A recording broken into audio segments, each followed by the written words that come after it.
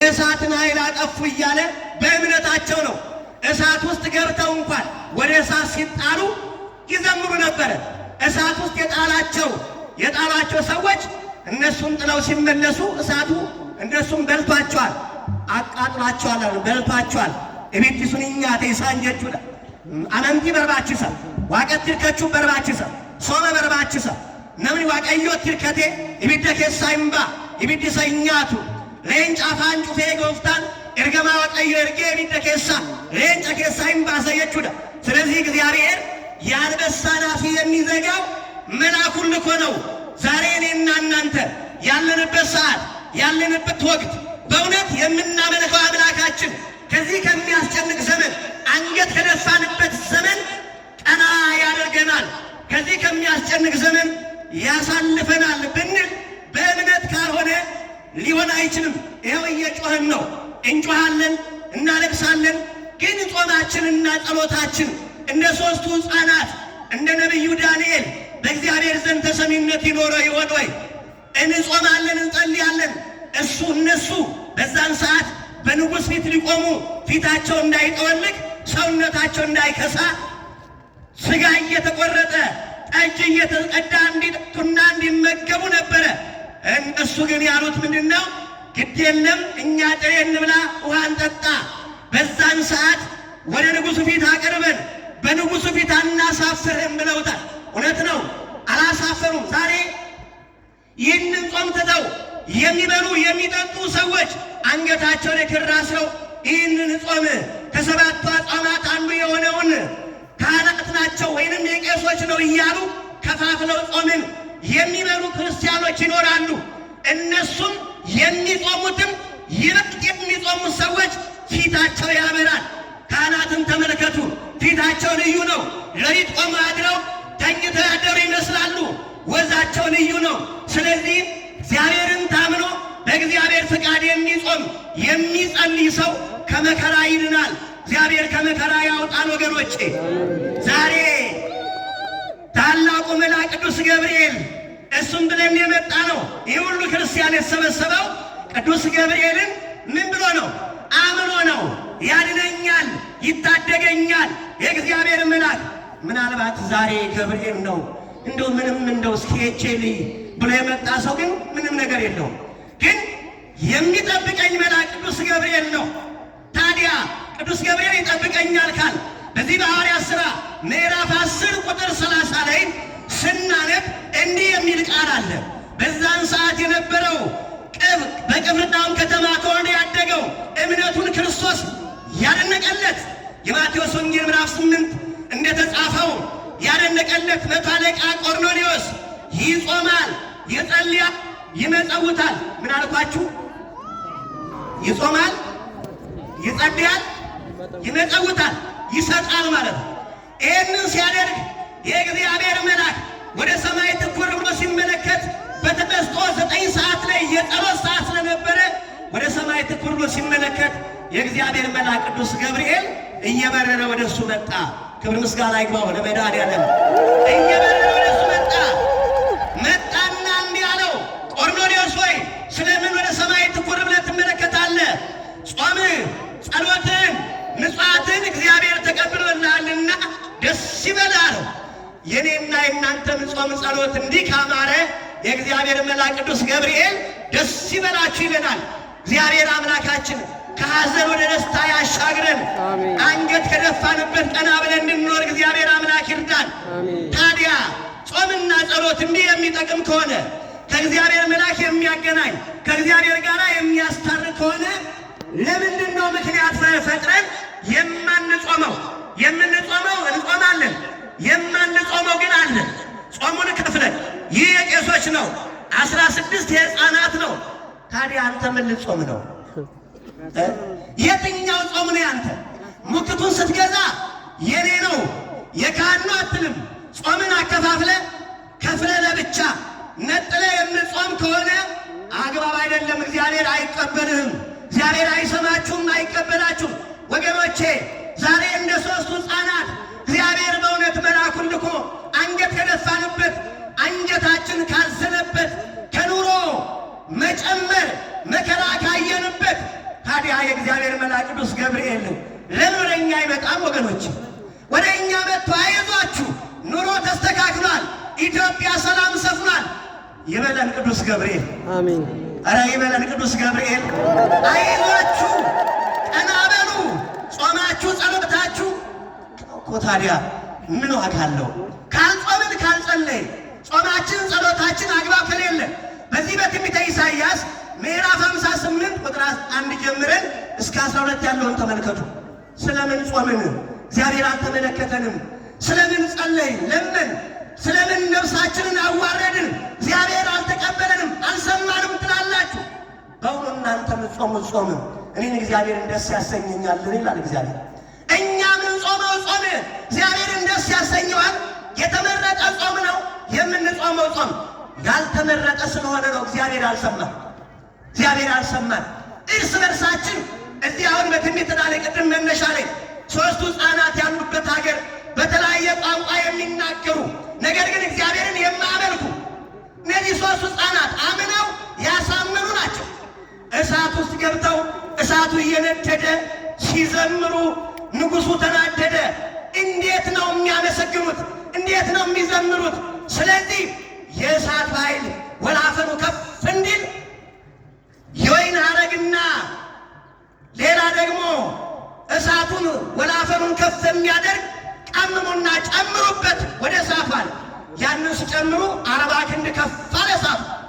ይሄንን በሚያደርጉበት እነሱ ይመላለሳሉ።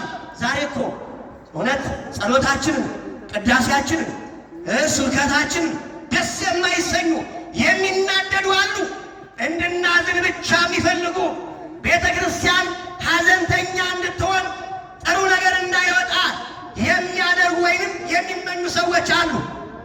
ስለዚህ በዛን ሰዓት እነሱ ወደ እሳት ተጥለው እሳቱ ወላፈን ዙሪያውን ያለውን ካዲ የሚክዱትን እየበላ ንጉሡ ሲመለከታቸው ብዙ ጊዜ ተመላልሰው አመሰገኑ።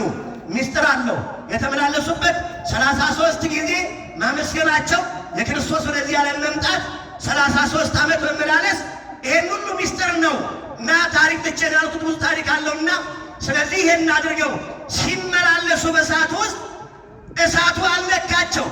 ወዲያውኑ የእግዚአብሔር መልአክ እንዲህ ያሉት እኮ እግዚአብሔር አምላክ ሆይ ኃጢአታችን በዝቷል፣ በደላችን በዝቷል። ስለዚህ ቅድስና የለም፣ ዛሬ በእኛ ዘንድ ካህን የለም፣ ዕጣንን የሚያሸት ካህን የለም፣ ነቢይም የለም። ጌታ ሆይ በአንተ ያመነ ንጉሥም የለም እያሉ ይጮሁ ነበር ወደ እግዚአብሔር። እውነት ነው የለም።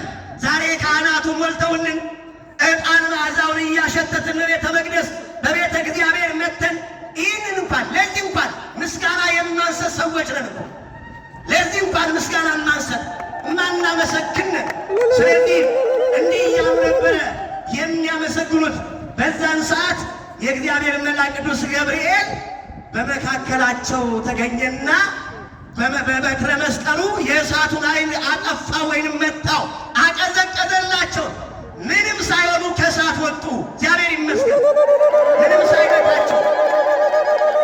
አያችሁ ኦሪት ዘጸአት ምዕራፍ 23 ቁጥር 23 ላይ አንተ ግን ቃሉን ብትሰማ ያልኩህን ብታደርግ ጠላቶችን እጥላቸዋለሁ፣ የሚያስጨንቁን አስጨንቃቸዋለሁ፣ መልአኬ በፊትህ ይሄዳልና ይላል እግዚአብሔር። ማን በፊት ይሄዳል? ማን በፊት ይሄዳል? መልአክ። የእግዚአብሔር መልአክ ከፊት ይሄዳል። አንዳንድ ጊዜ ሰዎች ባለማስተዋል ገብርኤል ይከተል ይላሉ። አይደለም፣ አይባልም። ገብርኤል እንዴት ይከተለኛል? ከፊት ይመራኛል እንጂ። እግዚአብሔር የሚያለው ከፊት እንዲመራ መልአኩን እልክልሃለሁ፣ ጠላቶችን ያስጨንቃቸዋል፣ ይጥላቸዋል አለ። እውነት ነው። ቅዱስ ገብርኤል ሲወድ እሳቱ ጠፋ። 3 ሕፃናት ከእሳት ወጡ። ንጉሥ ተነሳ። በአናንያ በአዛርያ በሚሳኤል በእነዚህ በ3 ሕፃናት አምላክ የማመልክ ሁሉ ቤቱ ይቃጠላል አለ። እግዚአብሔር ታሪክን ገለበጠ። ክብር ምስጋና ይግባው። ታሪክ ተለወጠ። እግዚአብሔር ታሪክን የሚለውጥ አምላክ አያችሁ። ስለዚህ ከዚህ ከእሳት የሚያድን አምላካቸውን እኔም አመልካለሁ አለ ንጉሡ። ክብር ምስጋና ይግባው። አምኖ ማሳመን ትልቁ ነገር፣ አምኖ ማሳመን። ዛሬ እምነት አለን ወይ?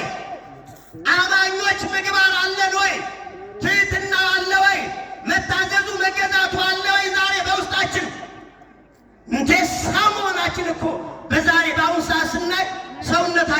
ያጠራጥረዋል። እንዲሁ ነሳው ነኝ እንዴ ነምነው ማፊ ለገቴራ ነምነው ማፊ ወደረገችው ባቴ ነመንጂ ኩነ መናቸሱ ሰውነቱን ባይጠላ ወይንም ባያውቅ ሰውን አይጠላም። ለምን ስለሆነ ሰው እንዴት ሰውን ይጠላል? ምን ሆኖ ሰው ሆኖ አቤት ምንድነው እኛ ሰው ነው ማለት አረ ምንድነው ሰው ነን አረ አይደላችሁ?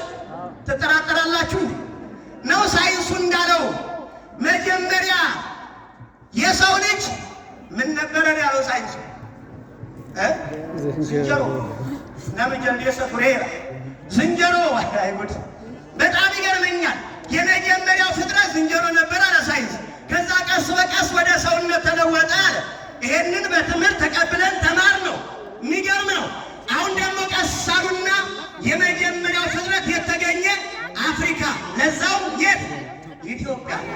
የመጀመሪያ ዝንጀሮች እናንተ ናችሁ አለ። እኛም ምንን ብለን ሉሲ ብለን ተቀበልን። የሚገርም አለማስተዋላችን ሰው ዝንጀሮ አይደለም። ዘፍጥረት ምዕራፍ 1 ቁጥር 26 ላይ እግዚአብሔር ሰውን ፈጠረ። ሴራው መማበቅና ተኮረኮፍ ደሚያረድ ዋይኒ በመኡሜድ ሰው ፈጠረ። ይህ ሰው እኮ ነው አምላኩን ለአምላኩ የማይገዛ የማይታዘዝ ማንነቱን የረሳ ቋንቋን ያከበረ በቋንቋ የተለያየ እዛም አሁን በነገርኳችሁ በሶስቱ ሕፃናት በሚኖሩበት ሀገር በተለያየ ቋንቋ የሚናገሩ ሰዎች ነበሩ። ይሰማችኋል? እንደምን አደራችሁ? እግዚአብሔር ይመስገን አላችሁ። ማርያምን በደንብ አዳምጡኝ። አላችሁ ወይ? ትምህርቱ ሲሰጥ አሁን እዚህ ያላችሁ ማለቴ የሌላችሁ ሰዎች ትምህርት ሲሰጥ የሌላችሁ ሰዎች እስኪ እልል ብላችሁ አመስግኑ።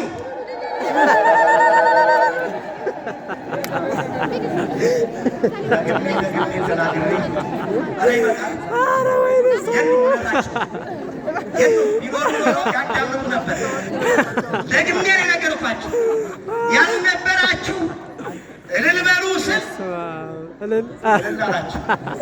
እሺ፣ ያላችሁ ደግሞ የነበራችሁ ወይም ያላችሁ ትምህርቱን የምትከታተሉ እልል ብላችሁ አመስግኑ።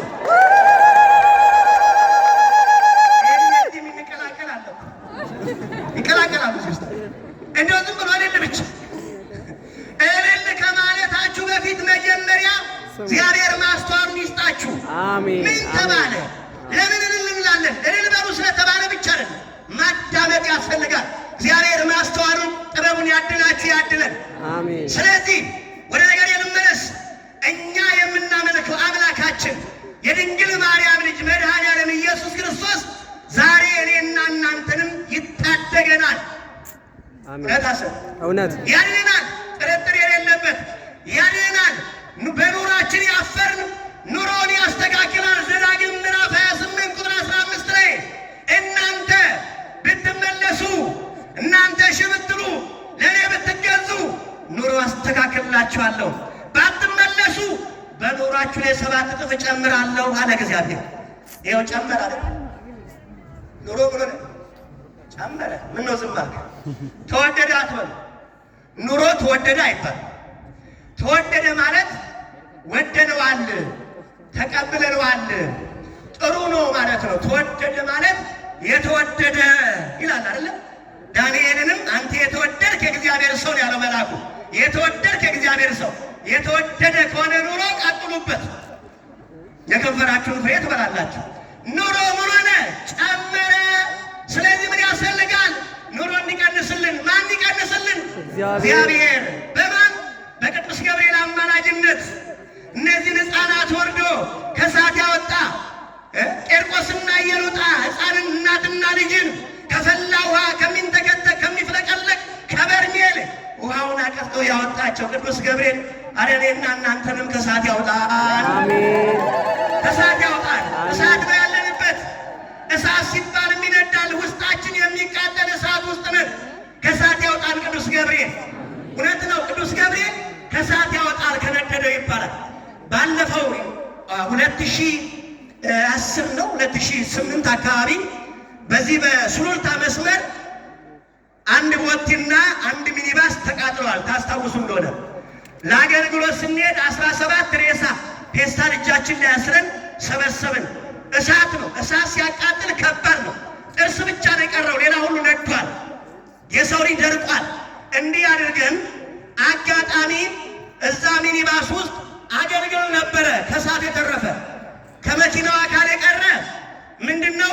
ብረት ብቻ፣ ሌላ ሁሉ ተቃጥሎ አልቋል። ስለዚህ ያንን አገልግል አይቼ ሁለቴ ነው ሶስት የተጠግቼ ተመለከቱ። እሳት አልነካው። እንዴ ይህ አገልግል እንዴት ነው ብዬ ላነሳም ሞከርኩኝ።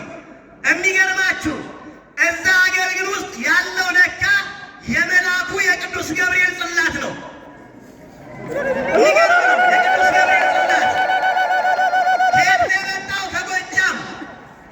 የሚገርመው ለካ ያ ሁሉ ሕዝብ በእሳት የነደደው እሳትን ይዘው ነበረ በመካከላቸው።